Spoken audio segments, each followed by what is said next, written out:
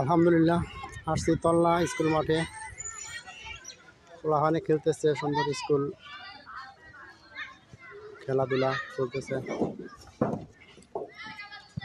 বিকাল খুবই সুন্দর একটা মৌসুম, সুন্দর একটা মানে ঠান্ডা বাতাস চলতেছে, সুন্দর খেলাধুলার জন্য খুবই সুন্দর।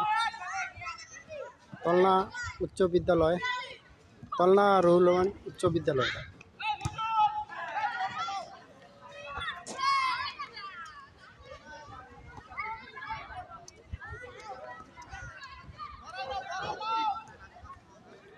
খুবই সুন্দর মাঠ খেলাধুলার জন্য। এটা আশ্রয় কেন্দ্র।